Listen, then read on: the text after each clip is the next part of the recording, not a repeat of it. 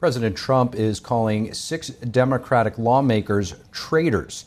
This after they made a video which tells service members that you can refuse illegal orders. Joining us now to unpack it all, we have A. Scott Bolden, former D.C. Democratic Party chair and NTD News contributor, and Chet Love, Republican strategist and founding partner of the Cornerstone Group. Gentlemen, it's great to have you back with us. Good evening. It's great to have you. So, President Trump calling these 6 Democratic lawmakers traitors. This after the video telling the lawmakers that you can refuse illegal orders. Let's take a look at how the White House press secretary responded. You have sitting members of the United States Congress who conspired together to orchestrate a video message to members of the United States military, to active duty service members, to members of the national security apparatus, encouraging them to defy the president's lawful orders. Every single order that is given to this United States military by this commander-in-chief and through this chain of command, through the Secretary of War, is lawful. And the courts have proven that. Scott, I think it's important to highlight these weren't just any lawmakers. These were lawmakers with intel backgrounds, former CIA, former military, naval officers. Were they out of line? I don't think they were out of line at all, because what the press secretary said, even your introductory remarks as written, were not exactly the same on point as what these individuals said. They were all public servants, and they were simply reminding the military, members of the military, given the type of directive orders that they're getting, what's written in the Military Justice Code. And that is, anyone, whether you're on the battlefield or whether you're taking orders here, can refuse an illegal order. If, as the press secretary says, if all of Donald Trump's orders are legal, and we know some of them have not been legal, and they've even tried to go against and not follow federal orders from courts, if they're legal, then they must follow them. But if they're illegal, right, it's right there in writing, they're trained on this, then they don't have to follow that order. It's a painful reminder, unfortunately, and this administration drives this negative narrative.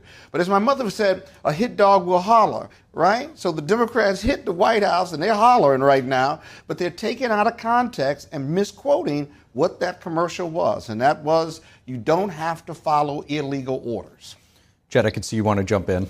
Context is everything. And Democrats, at the end of the day, my dear friend Scott, hit dogs do holler, but when you run the bus over them and ask for insurrection, when you're asking for the military members to not follow the chain of command, what are you asking about? And in the context matters. What we've seen again and again is Democrats have tried to create an environment and a narrative in this country that America's off the rails, that it's a dangerous time. And yet here and now you have Democrats, not Republicans, not President Trump, Democrats. Because if Republicans or Donald Trump would have said something like this during the Biden administration, you guys would have been wall to wall screaming up and down about insurrection and everything else. It's listen, I wish you could run the video over and over again, point by point, and tell me what bothers and scares Republicans about what is written in the Military Justice Code. All they did was repeat it.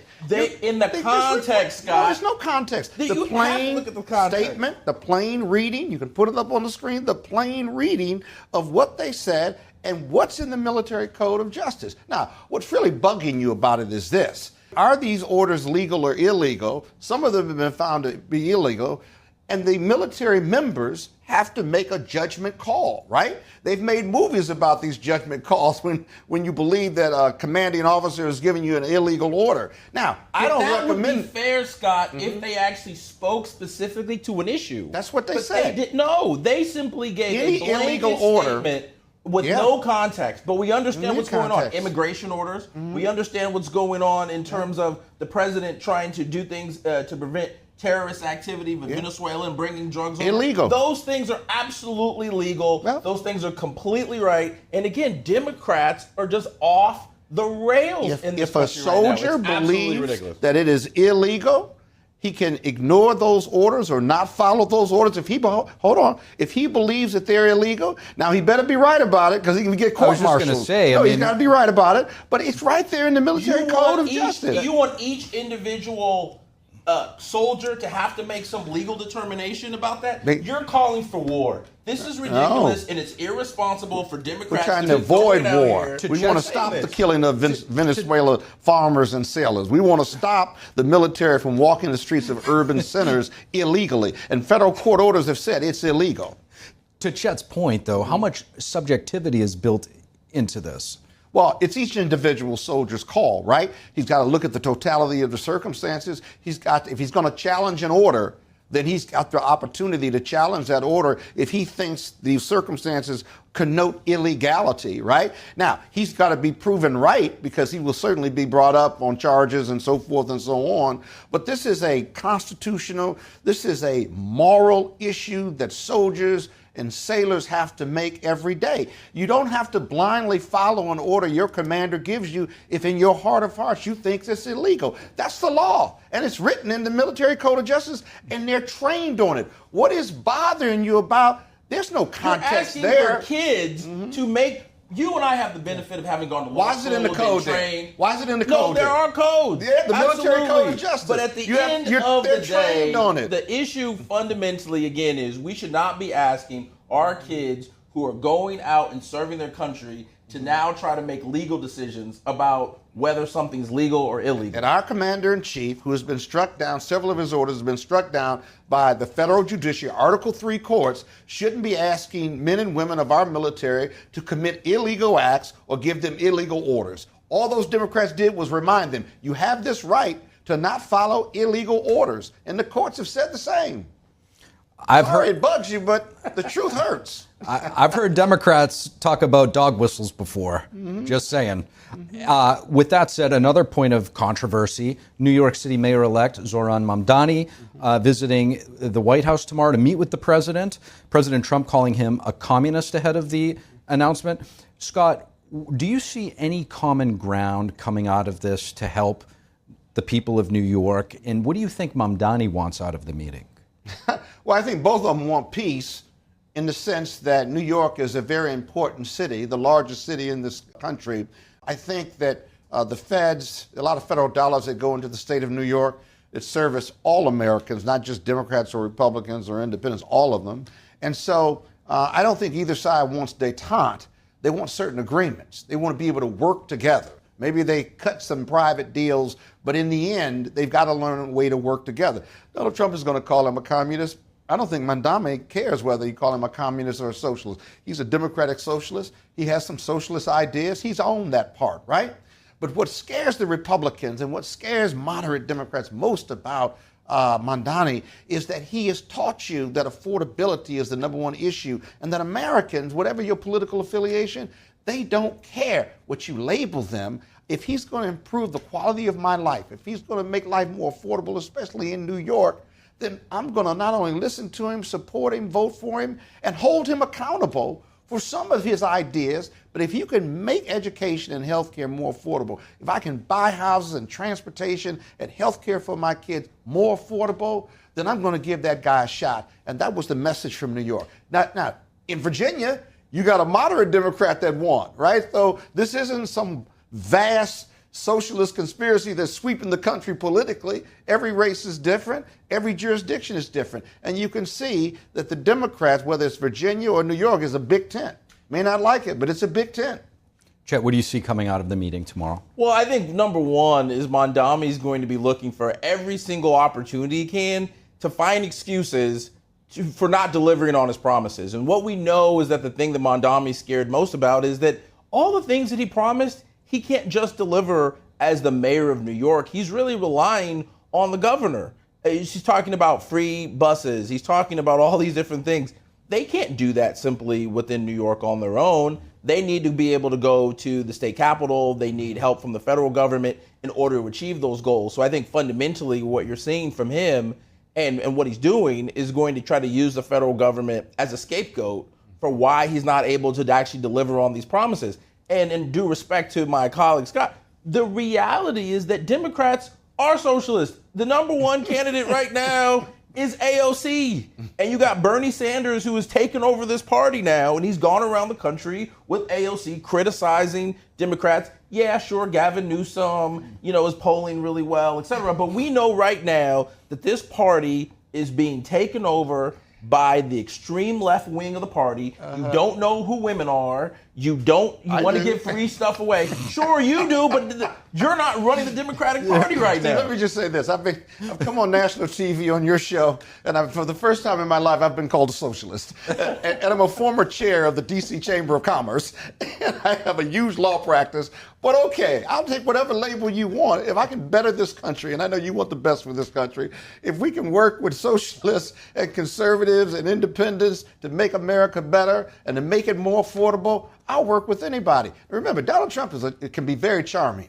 I don't expect a blow up at their meeting, whether they open it up to the press or not. They probably will. I believe he's going to try to charm Mamdani. I think Mamdani is going to try to charm him because politically and economically, they really do need each other. He loves New York. He's stuck with the new mayor of New York, right?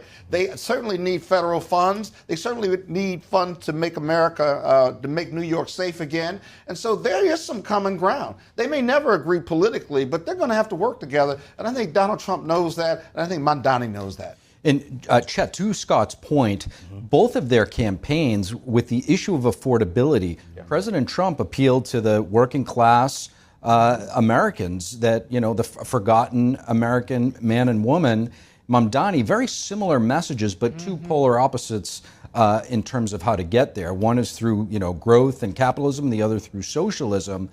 Do you see a path for them to perhaps come out of the meeting tomorrow with some common ground? Well, I think we all hope at the end of the day, regardless of political party, to what Scott's point, is that we're focusing on trying to make life better for the average everyday working American. And what we know today is absolutely affordability is a major issue. And one of those issues is energy. And so President Trump's policies around drill, baby, drill and lowering overall fuel costs have been successful. And we've seen that on average nationally. That's gone down around the country. The challenge we have still seen around electricity rates.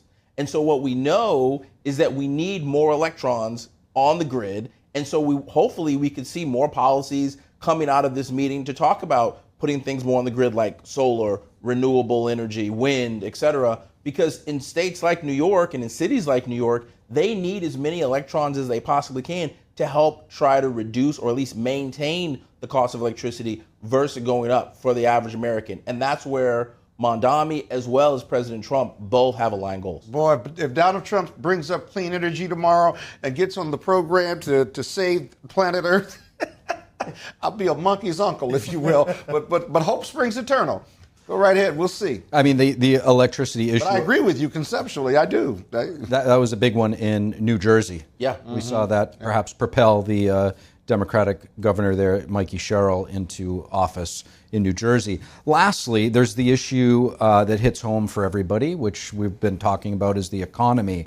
The United States gaining 119 jobs in September. That's more than double 119,000. Excuse me, 119,000. More than double what economists expected. Scott, what do you think ultimately attributed to this number? We'll have to get behind the numbers. The Bureau of Labor Statistics, I don't think they put that out. And if they did, that number is really late. But, we know Fortune 500 companies are laying off people, but depending on the market, depending on the industry, right, then you can have some industries that always benefit from economic slowdown or labor slowdown, and others that don't do as well, like agriculture. But let's not forget that what's driving this economy is the economic terrorism of Donald Trump. Tariffs, tariffs, tariffs. You just saw today where he pulled back the tariffs on beef and coffee on the country of Brazil. And he's pulling back in some of the other South American countries because it's clear his economic advisors are telling them your tariffs, short-term or long-term, are taxes and is being passed on to the public. He promised to bring prices down. He promised a stronger economy. And within a year, he's being blamed for this economy. He doesn't want to own it. He wants to talk about Biden. But the polls are showing that it's his economy and he's not doing well. He's in the 30s right now on approval, especially with the economy. Chet, I mean, tariffs, in your opinion, are they, short-term pain for long-term gain? Well, yeah, because again, we have to put this in context, and the American people really need to hear this. Democrats are relying on people not reading and understanding the facts. The facts of the matter is that there's 119,000 jobs that we saw. Why was this late? Why did it come out? Because Democrats shut down the government for 41 days and no one was able to do the work. And why did they not want these numbers to come out? Because they were trying to win this election in these few states, and they ended up damaging America, creating all this havoc just to try to win in New York and Virginia and a few other down ballot races. What we know specifically is that these 119,000 jobs, they went into the private sector. During the Biden administration, we saw a lot of fake jobs where the government was basically creating these part-time jobs for people to create better job numbers. What we see under the Trump administration is these jobs are actually going to Americans. They're not going to foreign workers. They're not going to illegal immigrants. They're actually going to hardworking Americans. And that's where the President Trump and Republicans have a great story to tell, and Democrats consistently are misinterpreting the facts and trying to lead America astray because they don't have a message, they don't have a strategy. All they want to do is simply resist and block because they don't have a vision for the party. Because, again, their party is being led by communists who just want to give everything away. The voters certainly now, within a year of his election, believe it's his economy. He's getting failing grades for the economy. Nothing's more affordable. He's doing just the opposite. And the difference is that he's driving that negative economic narrative, his economic terrorism. He voluntarily put these tariffs on every country across the board. There was never a plan. It was helter-skelter, which is why you can't keep up whether you got a country that's got tariffs or not. He pulls them back. He uses them to threaten countries and what have you. And so there is no real economic plan here. I know macroeconomics. I don't know microeconomics, but I can tell you macro, tariffs are taxes, and tariffs make it more expensive for those here if we can't produce those products. But my dear friend Scott, I went to college. I have an MBA in economics, so I can tell you about macro and micro. And President Trump has used these tariffs as leverage tools. And he's negotiated better deals for America. At the end of the day, yes, he put tariffs on these different countries, and they've come back with better deals. We've improved our overall trade strategy across the country. It's not killing the economy. That is a wrong. Let's run the numbers. No. And again, this is a misstatement by Democrats to say that tariffs are causing for inflation. Republicans say that too. No, because people don't understand. Because again, people are misinterpreting and misstating the facts. The reality is, in America today, the increases that we're seeing in prices have to do with supply chains, the war in Ukraine and with Russia that's causing for supply chains with natural gas, that's causing for nothing changes to do in with fertilizers. tariffs. No, I'm saying that's not having to do with tariffs, but the supply chains have fundamentally shifted. The actual tariffs in this country impact less than 5% of the overall increase that you see. Tell the average family, American family that. We do have to leave it there. We did see the $1 trillion coming in yesterday, up from $600 billion to $1 trillion. Great discussion, guys. Really appreciate both of you joining.